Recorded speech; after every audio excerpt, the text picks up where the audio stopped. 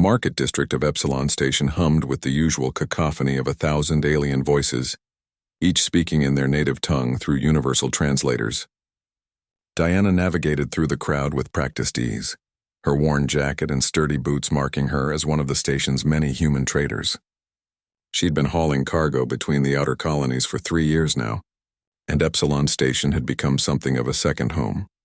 She was heading toward the docking bay when she heard it, a sound that transcended species and translation. A child crying. More precisely, a Velkari child, their crystalline features refracting the station's artificial light in fractured rainbows. Diana slowed her pace. The child, no more than 5 in human years, stood before a shop window displaying elaborate toys. Next to her, a Velkari woman, presumably the mother, had her forearms wrapped around herself in what Diana recognized as their species' gesture of despair. "I'm so sorry, little star," the mother was saying, her voice breaking. "I can't buy you a Starlight doll for your birthday. The credits, they're not enough." The child pressed her small hands against the transparent aluminum, leaving faint impressions. "But Mama, you promised. All the other younglings have one." Diana glanced at the price display and winced. 12,000 credits. For a doll. She earned barely 30,000 a month, and half of that went to ship maintenance and docking fees. But something in the mother's posture, in the way she trembled with the effort of holding back her own tears, made Diana stop. She'd always been the type to help. Oliver had warned her about it countless times during their academy days. "Your bleeding heart is going to get you killed in the outer sectors," he'd say, shaking his head with that crooked smile of his. Diana approached the pair carefully. "Excuse me," she said softly. The Velkari mother turned, her large eyes, 3 of them arranged in a triangle on her face, widening with surprise. Humans weren't exactly rare on Epsilon Station, but they weren't common in the lower market districts either. "I couldn't help but overhear," Diana continued. "The Starlight doll, it's important?" The mother's translator crackled. "It is traditional. On a Velkari child's 6th naming day, they receive a Starlight doll. It's more than a toy. It's a symbol of their place in the universe, a teaching tool about our history and stars." She paused, her crystalline features dimming slightly. "But the factory on our homeworld was destroyed in the conflict. Now they're rare, expensive, and I work in the recycling sector." The credits.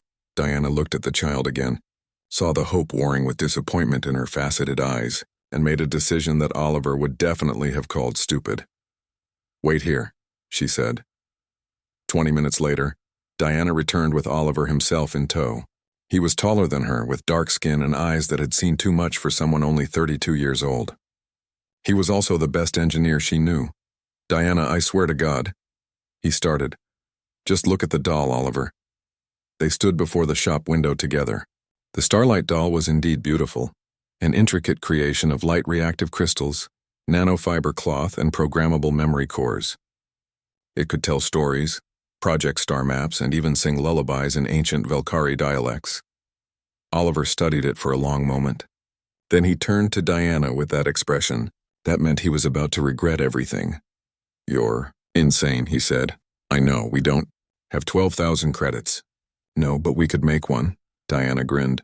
"I was hoping you'd say that." What followed was 48 hours of barely controlled chaos. Diana cashed in every favor she had on the station.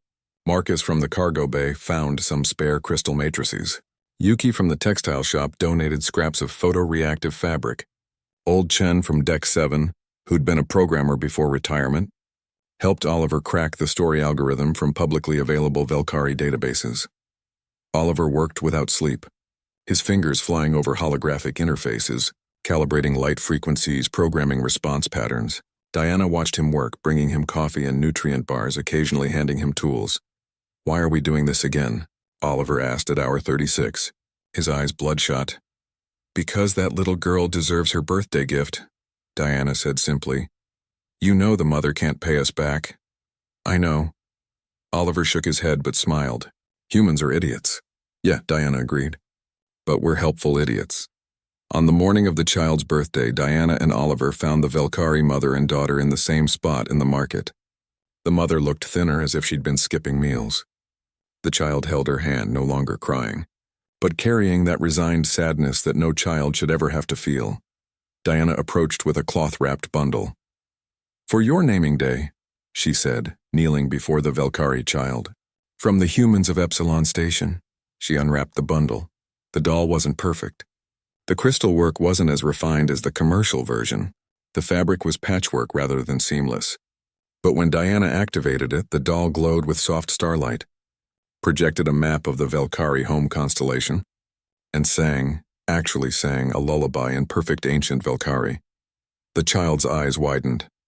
The mother's 3 eyes began to leak tears, a universal gesture that needed no translation. How much?" the mother whispered. Diana stood. "It's a gift. Happy birthday, little star, but humans don't even know our customs. Why would you—" Oliver stepped forward, his exhaustion evident but his voice steady. "Because where we come from, we have a saying, it takes a village to raise a child. We figured that applies to space stations too." The Velkari mother reached out with all 4 arms and pulled both humans into an embrace. In the Velkari language, not through the translator but in her own voice, she said something that Oliver later learned meant, "May your stars shine eternal." As Diana and Oliver walked away, Diana elbowed him gently. "See? Told you it was worth it?" Oliver sighed but couldn't suppress his smile. "You're still an idiot." "Yeah," Diana said, watching the little Velkari girl dance with her new doll in the market light. "But that's what makes us human. And somewhere in the vast, cold universe, that meant something.